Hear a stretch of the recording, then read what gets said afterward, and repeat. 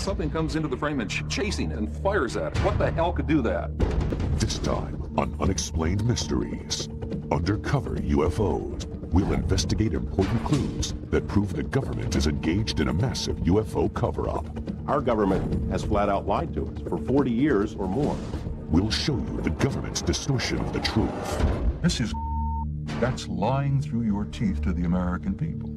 The military's mysterious black projects based on alien technology. Is this otherworldly technology that's being applied to Air Force black projects? The scientist who is ordered to study an alien UFO. Our group basically was to back engineer them and see how it was fabricated.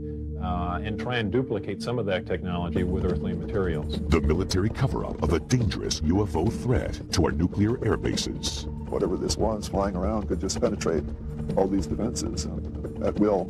And the government's use of threats and fear to suppress the truth. The powers that be knew I was guarded. There would be a high price for me to pay. You'll find out why the government is reluctant to admit the possible existence of life on other planets. The reason being that it could cause widespread social unrest and possible deterioration of government control. We'll hear from witnesses of saucer-shaped craft that might have been designed and built by the Air Force. My gosh, those are flying saucers. Those things really do exist. And we'll give you our final analysis in our Bunex report as we pull the lid off the government's UFO conspiracy on Unexplained Mysteries, Undercover UFOs. Since the first sighting of a UFO, evidence suggests the U.S. government has lied to the American public to cover up the existence of alien spacecraft.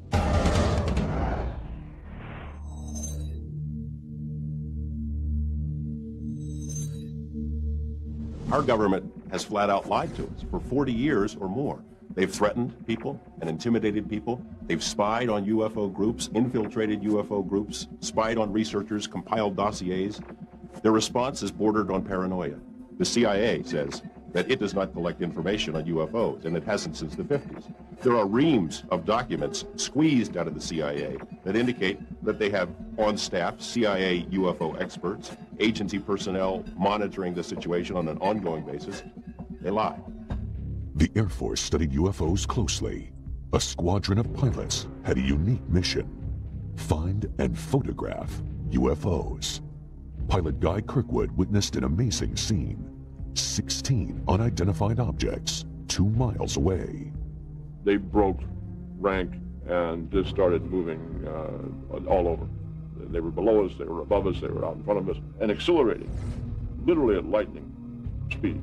And a dot in the distance, maybe several miles away from you at that point, maybe a pencil point, all of a sudden closing on you at the rate of several thousand miles an hour, and a 36-foot object, which is basically almost the same size as our aircraft, a 36-foot wingspan. But all of a sudden, this thing is just closing on you faster than you're able to think. The Air Force suddenly terminated the UFO search squadrons. Years later, Kirkwood started talking about what he saw, and 2 government agents accosted him. And they said, well, the government doesn't like the information being released, and to continue could be detrimental to your health. UFO experts maintain that the U.S. government conducts research at a top-secret base in Nevada, known as Area 51.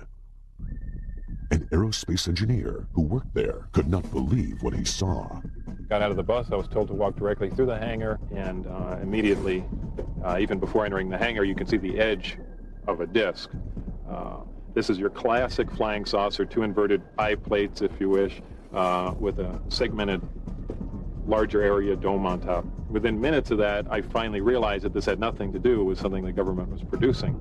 And that was quite shocking because everything inside was small. This is a full-size craft, 30, 35 feet in diameter, maybe 40. But you're looking at seats that are, 18 inches off the ground, obviously made for something smaller. And certainly it wasn't made for children to play in. The U.S. government denies working on alien spacecraft.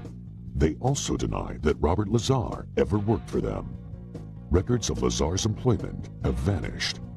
But 2 important items of information offer solid proof. A W-2 form stating that he worked for Naval Intelligence, and a listing of his name in a government lab phone book. After Lazar came forward, he was threatened by government agents. Many others suffered the same fate. One after another had visits from government personnel who basically intimidated or told them to back off, followed them around. I've been covering organized crime in Las Vegas for 10 years, dealing with mob hitmen and mob informants, people who have been in the witness protection program. The fear that is generated by this UFO subject for people who really know about it far outweighs the kind of fear that the mob inspires. I mean, people are more afraid of our government than they are of organized crime. Despite the risk, Lazar maintains his conviction. I am exactly sure of what I saw. I know what mainstream science is like. I know where physics stands. I know all of that. And this is an extraterrestrial craft. This technology is hundreds and hundreds of years in advance of us, and that's the end of that story. The U.S. government has a history of withholding secrets from the public. LSD experiments on human subjects, radiation tests over cities, the Stealth Fighter Project, and the U-2 spy plane. The government has a name for their policy of systematic lying to the public. It's called disinformation. Our government does it all the time. There are even printed guidelines for how cover stories, disinformation, are supposed to work. While serving at NATO headquarters, Bob Dean saw super secret documents dealing with UFO sightings called the Assessment. I have to be honest with you and tell you that that information literally changed my life. Because I knew for the first time that this subject was not fantasy, it wasn't myth, it wasn't legend, it was real, it was true. One of the reasons I'm violating my national security oath is that I believe that the American people are losing their Constitution because of the secrecy and the cover-up. Officially, the government investigated UFOs under the name Project Blue Book. Now, I look upon Blue Book itself as a little bit of disinformation to tell the people, yes, we're doing something, when in reality, Blue Book, as we understood it, was simply a public relations front. Many experts feel the government will go to any length to conceal the truth. To give you an example of the most recent example of absurd disinformation was this incident involving the Roswell incident. First, the Air Force says it was a weather balloon. And 50 years later, they said, gee, guys, we're sorry. It really wasn't a weather balloon. It was much more than that, but it was a balloon. Project Mogul. Well, I'm tempted to use terms that you'll have to bleep out. This is, that's disinformation. That's lying through your teeth to the American people. And if that isn't disinformation, I don't know what is. Coming up, the frightening UFO threat on our nuclear arsenal. It was a classic flying saucer, and it shot a beam of something at our warhead. Find out about the military's top secret black projects. Area 51 is the most tightly secured installation in this country. I saw the object exhibit entirely unconventional flight characteristics. The government's search for extraterrestrial intelligence, which was abruptly terminated. The government would never make that leap of faith that the public would be able to handle the fact that we are receiving intelligence signals from somewhere else. Eyewitnesses who saw UFOs parked on an airbase. Hey, my interest perked up instantly when I began to see literally hundreds of photographs of all types of quote-unquote flying saucers. And the government conspiracy to crush the truth about UFOs. I don't think the military has any credibility with the public in terms of its denials of this program or that program. And we'll give you our ultimate account with our UNX report. Stay tuned for more on Unexplained Mysteries.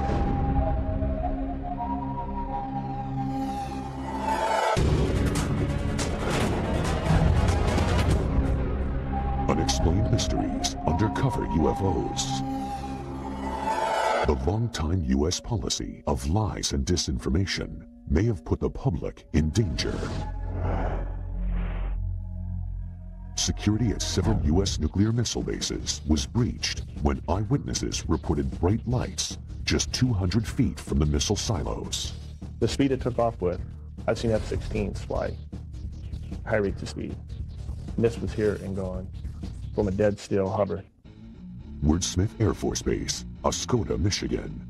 Shuttered now, It was an important part of Strategic Air Command's Northern Tier Nuclear Bomber Retaliation Force.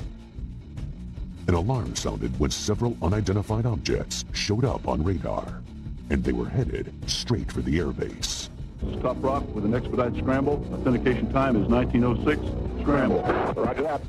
As UFOs flew towards the nuclear weapons storage areas, jets tried to intercept them. But by the time the pilots got there, they were gone. There were at least a dozen U.S. and Canadian military bases that were overflown during a 3-week period. Air Force personnel reported numerous sightings and radar contact of the UFOs in official documents. All of the incidents took place near nuclear weapons facilities. When one object came low over a weapons storage area, that appeared to demonstrate a clear intent over this area, meaning it seemed to have intelligence. I was awakened in the morning by a bright, glowing orange colored light. Looked out over the creek. There's a large, glowing orange oval-shaped object. It hovered over there for, I'd say, good 3 to 4 minutes. It sped off at a high rate of speed, heading away from the airbase. I was scared. There was fear running through me. In their public accounts, the Air Force officially denied all the reports. It's very difficult to find military witnesses because they're, at the time, covered by regulations. I decided, along with several other researchers, to file Freedom of Information requests with the Pentagon.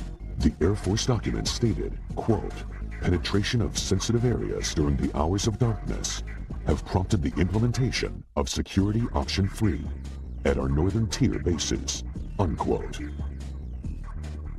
The reason this is so significant and interesting is that they seem to be focused on atomic weapons. These bases, because of what they stood for, there were massive retaliation capability, and therefore there were very high security bases. Whatever this was flying around could just penetrate all these defenses at will. The important question, did the UFOs affect the missile's ability to launch?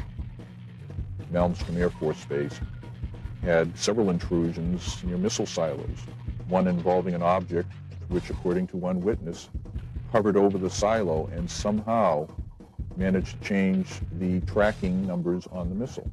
According to the witness, the missile had to be removed and retooled to make it work again. And to see this, not in UFO books, but in government military messages, was a real eye-opener. And I think that if the public had known that at the time, it would have been great alarm. About 10 years before, Air Force Lieutenant Robert Jacobs witnessed something remarkable.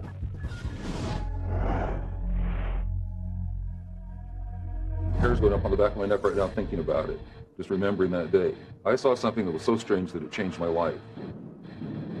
Jacobs was in charge of a special unit that filmed Minuteman and Atlas missiles during launch tests from Vandenberg Air Force Base in California. So my job was to provide photographic documentation from 30 or 40 different camera positions for each launch. We walked onto the missile and we saw all 3 stages of powered flight. The camera followed the missile through its successful flight. Now what we didn't know is what else we had got besides the missile. Soon after, Project Director Lorenz Mansman called Jacobs into his office. There were 2 guys in gray suits in there, civilian clothes. They were not in the Air Force. They were from somewhere else. They never identified themselves. They could have been CIA, OSI, OSS. All 4 of the men watched the film of the missile flight. The nose cone spread out. The warhead was quite plainly visible. Something flew into the frame. What I saw was a circular object. It was a classic flying saucer. And it shot a beam of something at our warhead. You have to imagine this thing is flying along at several thousand miles an hour. This stuff is flying along, and something comes into the frame and chasing it. And comes in like this and fires at it, and goes around like this and fires at it, and goes around like this and fires at it, and fires at it like this, and then goes back out that way. What the hell could do that? Suddenly, Jacobs was in the hot seat. And he said, "What was that?" And I said, "It looks to me like we got a UFO." And he said, "You are never to say that again. As far as you're concerned, Lieutenant Jacobs, this never happened." And I was sworn to silence, reminded of the severity of a security breach, and told to leave the room. After keeping silent for many years, Jacobs went public. The Air Force responded with complete denial. The Air Force denied that I was ever there. Despite the existence of the film, the Air Force denied that Jacobs was in charge of the Special Photo Unit. They even denied he was in the Air Force at the time. They denied everything. Records reveal that Jacobs was in the Air Force, that he was in charge of the photo unit, and that he was filming that day. Major Matzman, his commanding officer who screened the film with him, wrote a letter confirming Jacobs' account of the UFO. The Air Force is probably not going to like this film, but there's nothing they can do about it. It exists. It documents the telescope, the people who were there, including me. And if there are any ramifications about it, I guess I just don't care anymore. Next on Unexplained Mysteries, is there a connection between top-secret black projects and UFO sightings? Certainly some of these things are going to look very strange. They're very unlike aircraft with which people are familiar. Is the military using alien technology in its black projects? I think the technology at Area 51 originally came from somewhere else. And what happens to people who want to get close to Area 51? I think that could be the biggest and perhaps the last mistake they are going to make in their life. We'll show you why NASA terminated its own probe that was getting information to life on Mars. They said that NASA or the government might want to consider keeping the information from the public. And the government abruptly stopped its search for extraterrestrial life. For certain people, that's not something that they want to either believe in or allow anybody to know that they believe in. We'll expose what the government does to military officers who report UFOs. I got letters from high-ranking officers that they had no record of such an aircraft ever existing. And we'll sum up the UFO conspiracy in our UNX report. There's much more to come on Unexplained Mysteries. Undercover UFOs. Black projects. That's the name for secret military development efforts. Certainly some of these things are going to look very strange. They're very unlike aircraft with which people are familiar. There seems to be a connection between black projects and UFO sightings. Well, certainly the history of the flying saucer phenomena suggests that in the past, classified programs resulted in a lot of reports of flying saucers. And if you see all of the instances where conventional aircraft have been misinterpreted as flying saucers, it's quite easy to understand how unconventional aircraft could receive a similar misinterpretation. The Nevada desert, we have things out there that are literally out of this world. Groom Lake, Nevada, also known as Area 51, where experts believe the military is working on top-secret projects.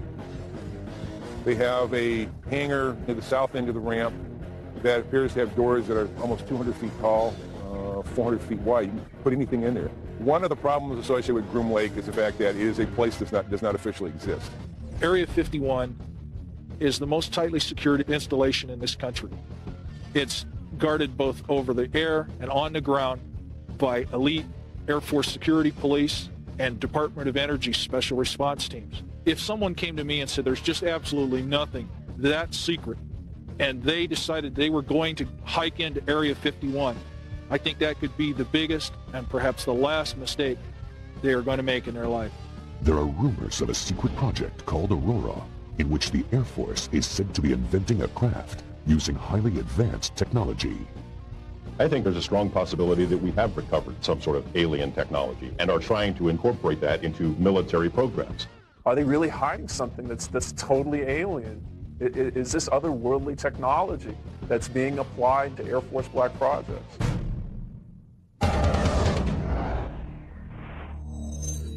Sonic booms have been reported in Los Angeles, evidence of high-speed, unidentified craft.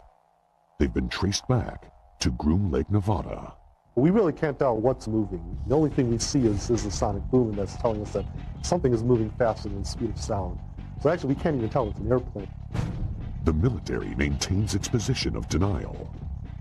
Every time that there's a story about Aurora or the TR-3A Black Manta in the Popular Science or the New York Times or something else, Congress calls the Pentagon on the carpet and says, what's the deal? They want to know if these planes exist. And every time they've asked about those planes, they've been told there is no such thing. The military has established a pattern of denial concerning these highly capricious wild aircraft, beginning in the late 50s and continuing to this day. 2 UFO experts investigated Area 51 up close. They saw several red-orange objects in the sky. They started at great height, seemed to descend, and then flared out. It was startling. Then a series of silver pewter flashes went directly across the horizon at terrific speed. One of these silver flashes went directly up into the air. The bottom one seemed nearly to hug the ground. When they tried to leave the base, they were stopped by security. Boom. Headlights come on. There was an M16 pointed at us. And here we were faced with a life and death situation. But we also knew that we had crossed the line back into public domain, and therefore we were safe. 3 months later, Mark Farmer saw the same red-orange flying objects. I saw the object exhibit entirely unconventional flight characteristics. At times, it would wobble around in the sky and appear very unstable. At other times, it would be in a rock-hard hover. It was an oblated sphere, multicolored, crimson on bottom, blue-green on top, much brighter than anything else in the sky. Robert Lazar, the aerospace engineer who worked at Area 51, is convinced that these objects were experimental Air Force craft developed from alien technology.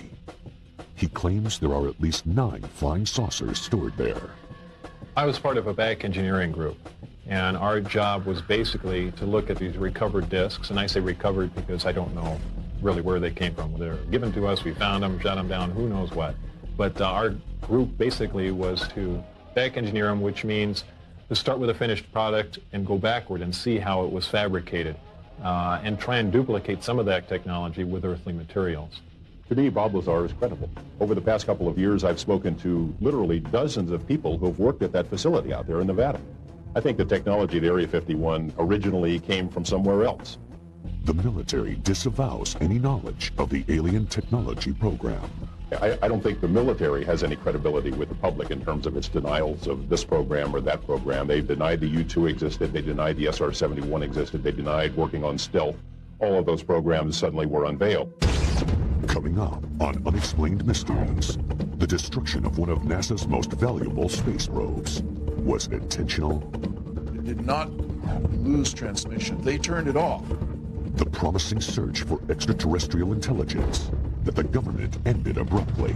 If our government knew that we got signal from outer space, they'd clamp a lid on it. The mysterious UFO sightings on the ground at MacDill Air Force Base. It was nearly 100 feet across. The military headquarters for a secret UFO intelligence team. Wright-Patterson had something unique to our government, and that was the Technical Intelligence Organization. And the government's refusal to divulge UFO secrets. A lot of people say, well, how can something be kept secret? The F-117 stealth fighter was kept secret for approximately 10 years. And you'll get the ultimate rundown with our UNX report. More secrets, more revelations. Next on Unexplained Mysteries. Unexplained Mysteries, Undercover UFOs. The government's cover-up of alien life extends to other planets. The unmanned Mars Observer was packed with sensitive data-gathering equipment. But it never completed its mission. NASA blamed the failure on technical malfunction. But experts think there's more to NASA's story. It starts with a strange area on the red planet known as Cydonia. It's quite possible that NASA knows more about anomalous structures on Mars, possible extraterrestrials, even structures on our moon that they're not telling us about. There is sufficient evidence to indicate that some of the objects on Mars may possibly be artificial.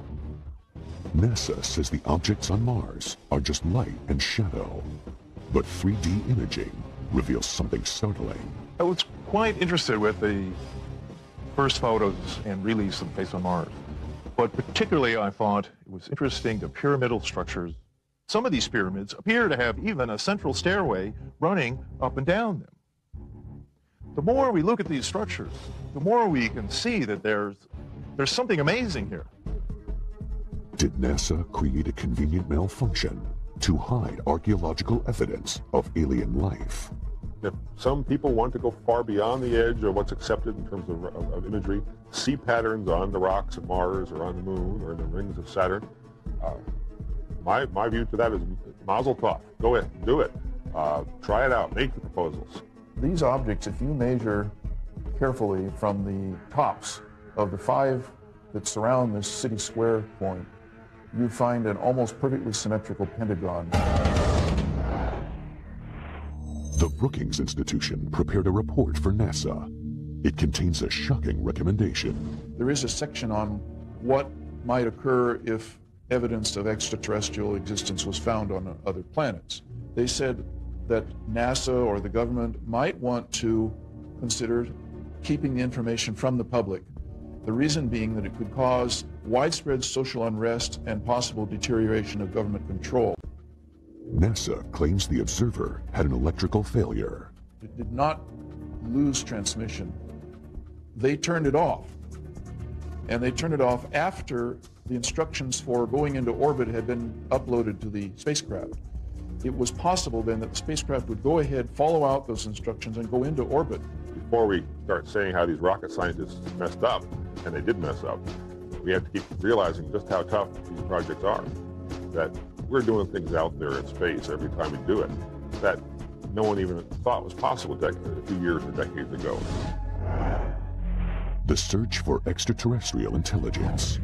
Huge radio telescopes aimed at the sky. Their purpose? To capture radio signals from alien civilizations. But the program is shrouded in secrecy. I think if our government knew that we got signals, a dedicated signal from outer space somewhere, they'd clamp a lid on it. Our source, a space program engineer, knows the risks. If the powers that be knew I was talking to you, there would be a high price for me to pay. After years of denying the existence of UFOs, the government abruptly decides to spend millions on searching for aliens. But there's a catch. It's very hard to believe that the government would allow something this extraordinary to be released to the general public without scrutiny and censorship. In the Mojave Desert, the government set up Goldstone Station on a military base. It's RF quiet, which means there's not a lot of background noise when they're looking for signals. It's really ideal for this type of search. Soon after coming online, the telescopes picked up signals called hits. There were hits that were taken seriously. There were 3 or 4 hits, to my knowledge, that were strong, and it could potentially be a signal from an extraterrestrial intelligence. Then, the government suddenly shut down the program. It was a cheap shot for the budget posers, for the so-called deficit hawks. It's always easier to make fun of something that you or enough of your constituents don't understand. But some experts take issue with that explanation. If they embrace the concept of looking for alien signals, they also have to acknowledge the fact that the alien signals are coming from an extraterrestrial intelligence somewhere. And for certain people, that's not something that they want to either believe in or allow anybody to know that they believe in. Some people believe the National Security Agency killed SETI because it feared the public would panic. Their history and action in the past is a good warning of what they would do if something like this happened. SETI was resurrected by several major corporations and renamed Project Phoenix. But the government maintained a strong, though unpublicized, presence. If the hits do come down, they will be suppressed, and I don't think anybody will take a chance. The government would never make that leap of faith that the public would be able to handle the fact that we are receiving intelligence signals from another race, creature, something from somewhere else.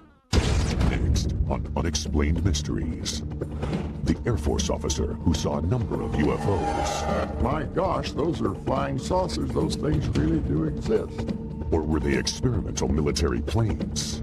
A lot of people say they're from deep space, but they could just as easily be from this world. Find out how the military dealt with questions about the aircraft. They had no record of such an aircraft ever existing. And we get to the truth about the UFO conspiracy in the UNX Report. Next on Unexplained Mysteries. Unexplained Mysteries Undercover UFOs.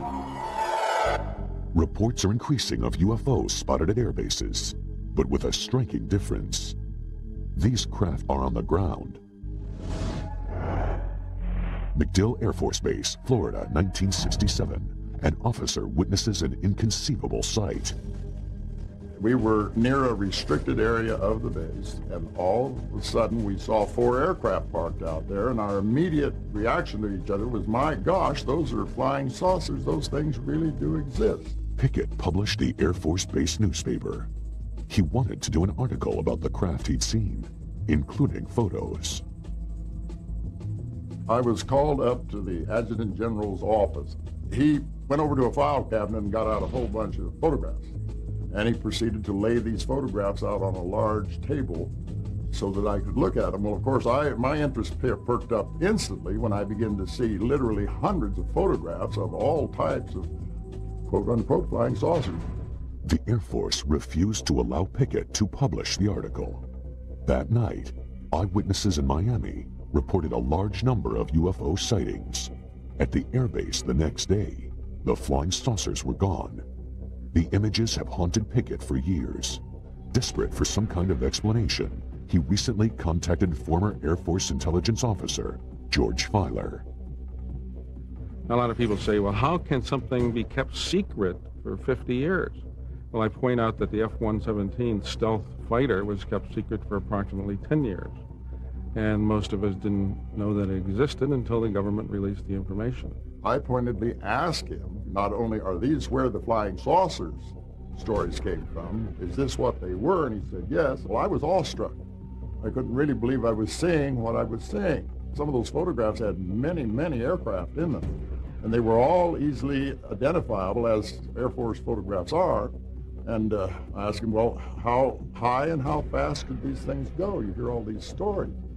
And he said, well, this particular aircraft could go fast enough and high enough to actually achieve space flight. And I had no idea when he was telling me this story that it wouldn't be too long before they were declared non-existent. To this day, Pickett is determined to prove what he saw was real. This is an illustration of one of the largest ones parked down. In fact, it was the largest. It was nearly 100 feet across. But when Pickett tried recently to get the photographs and documentation of the craft, the Air Force said no. When I initially wrote, I began to get answers back. They didn't have the faintest idea of what I was talking about. I got letters from high-ranking officers that they had no record of such an aircraft ever existed. So I knew that it was top secret again. Many UFO experts believe the technology for the saucer-shaped aircraft came from an alien spaceship that crashed near Roswell, New Mexico in 1947. At that time, if the military had recovered a downed UFO, they would have transported it to Wright-Patterson Air Base in Ohio. Wright-Patterson had something unique to our government, and that was the Technical Intelligence Organization, so-called T2, or what became the Foreign Technology Division. This is the sort of division that would have been appropriate to use for the investigation of UFO research. 3 former Wright-Patterson employees filed aircraft patent requests. The designs looked suspiciously like flying saucers. Some people think their inspiration was the extraterrestrial craft that crashed near Roswell. So there's something out there that people are seeing. And the question, of course, is who do they belong to? A lot of people say they're from deep space, you know, but they could just as easily be from this world. Next, the Onyx Report. The answers you want to hear about UFOs. Are they alien spacecraft, military aircraft, or advanced Air Force vehicles based on harvested alien technology?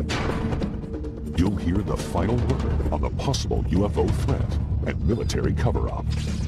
And we'll take one last look at the military's intimidation of innocent UFO eyewitnesses. We'll wrap it all up for you with our Onyx Report when Unexplained Mysteries returns.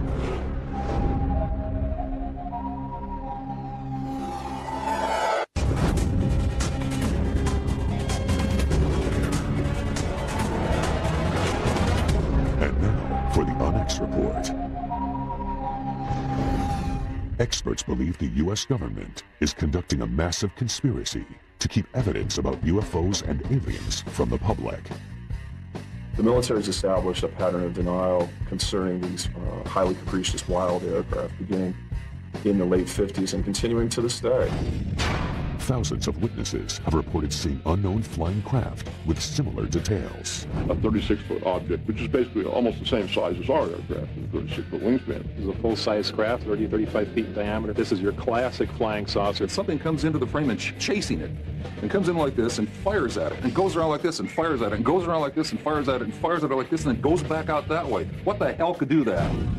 The government UFO conspiracy begins with denial. And he said, "What was that?" And I said, "It looks to me like we got a UFO." And he said, "You are never to say that again. As far as you're concerned, Lieutenant Jacobs, this never happened." The government even has a word for its systematic pattern of lies: disinformation. Our government does it all the time. There are even printed guidelines for how cover stories, disinformation, are supposed to work. This is, that's disinformation. That's lying through your teeth to the American people. The conspiracy uses threats and intimidation, even targeting military personnel. The powers that be knew I was talking to you. It would be a high price for me to pay. They've threatened people and intimidated people. They've spied on UFO groups, infiltrated UFO groups, spied on researchers, compiled dossiers. Their response is bordered on paranoia.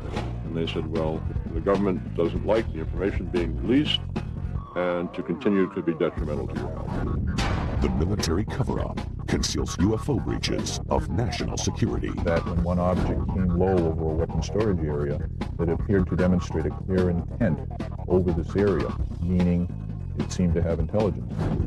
The conspiracy withholds reports of radio signals from outer space that confirm the existence of alien life. It's very hard to believe that the government would allow something this extraordinary to be released to the general public without scrutiny and censorship.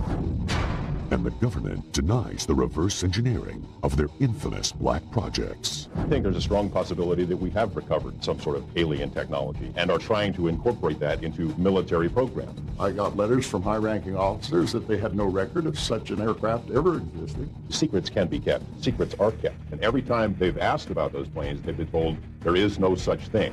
Why does our government hide information on extraterrestrial life from us? The reason being that it could cause widespread social unrest and possible deterioration of government control. How do you prove a government cover-up when their tools are denial and disinformation? Only facts made public will verify the conspiracy. Until then, it will remain an unexplained mystery. Our government has flat out lied to us for 40 years or more.